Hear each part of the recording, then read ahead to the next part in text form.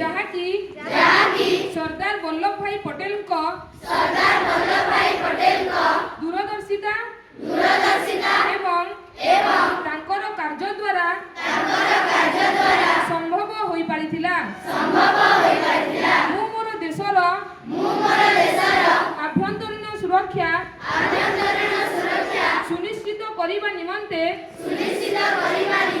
ନିଜକୁ ସମର୍ପଣ କରିବାକୁ